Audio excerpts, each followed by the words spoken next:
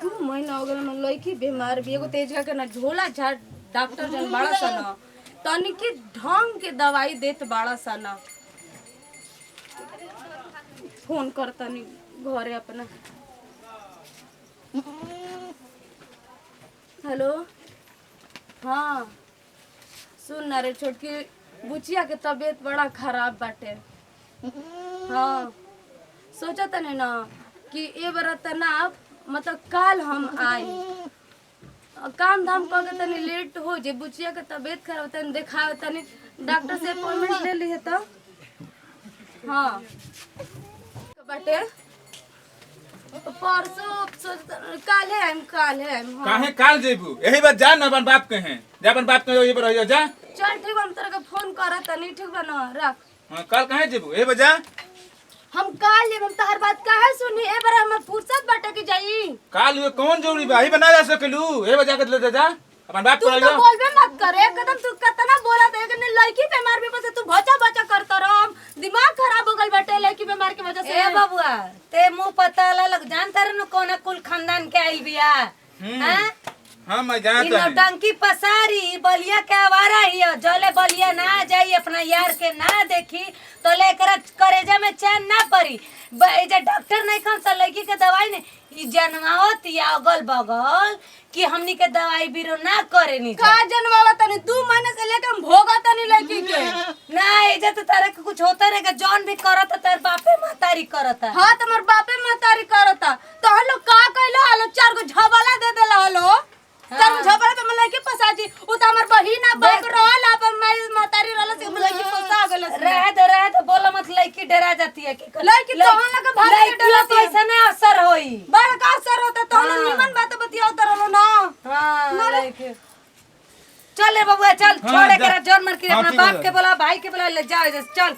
बड़ा काहे लिए बोले वाली हमार लड़की हमको बलिया लेके जाए चाहे जहां मन कर ओजा लेके जाई। हां तो कुछ लिए बूढ़ी बोले कुछ हमारे घर में से चोरा के मत ले जाई है। हाँ तारा घर में बोड़ले काबा के चोरा ली जन तारा घर में बाना कुल हमर बाप हमर बहिन देला बिया गैया का खइबे रसगुल्ला रुक तक रसगुल्ला मंगैले बानी अपना मौगी का रसगुल्ला खिया हैं गाय के पानी ना पियावला। अरे माई का पियत पैसा दे भी का पिय लिया रहनी है लेकिन अब ना कहो कि मेहरारू तोरे बड़ा सुधर मिले दिन रात करे चक्कर में रहत देख तो कैसे तोरा के पाई लगाते। अरे ना रे माई तू कैसे बात करत रे जो द्वार पर जाके तू लेके सरसों तेल लेके 1 किलो तरकारी छेके के बा आ ऊ का उपयोग करत ना खड़ा बा ऊ जाई ओकर के तो अभी भेज दे तो चल जी बाजार करे ठीक है वो जो लेके सरसों तेल ठीक है जातनी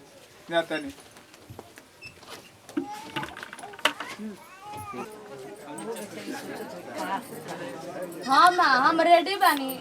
ए बार काल क के धो देल बालो माई बेटा हमारा के बताइयो तो बुचिया के तबीयत खराब है बूढ़ी भी चिल्लाता रे वो चिल्ला के हमारा के गइल कहत रे बाप के बोला के चल जो तू आओ हम नहीं जाना तू आओ पापा के लेके हाँ बैग के लेके हम रेडी बानी तू बस आओ। तो काहे के बोलावत तारू तू चल जा बलिया जिला के आवारा हऊ तू उठ हाँ तो चलिए जाई। हाँ तो जा का ले जा तू हम बैगवा में तनी देखावा का बात तारा के लेके जाई हम। हां हमर माय घरे भरल बाटे तारा का भरल बा हमर बाप जे तेरे बहिन कहले थे ना तो तू का करबू झूठ बोल के तब बियाह कइलू ई बता तो हाथ पसारे गई रहनी तेरा बाप के सोजा के हमरा के माय दे दे मुंह वापस आ रखाती मुंह भाई हम सोचल के जाए दा तार बेटा का मासुत बड़न बड़का का मासुत बेटा पैदा कर कोटा जे नीमन बाड़ू 8 बजे जले हम झाड़ू ना लगाई तले झाड़ू ना लगी तो ये कहेला कि तू झाड़ू लगाव 5 बजे उठ के भाई भाई भाई भाई भाई भाई स्टार्ट रहता हम ना जानत रहनी कि तू इतना चंडिका हो तुम भी हवे ना कर हमारा लइका खाती तो केतना लइकी आइली से लेकिन हम कहने के चल कितना आइले से तो कॉलेज जात रहला तारा ना लइका कहला तो कहबे कनिया कि अरे राजवा ते मत कर तो जो हमरा घर से निकल जैसे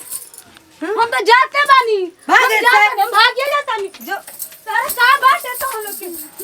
जो जैसे जो हम जाता नहीं जो बड़का इल बड़ा जो हम जानत नहीं कितना एक पाड़े जो इधर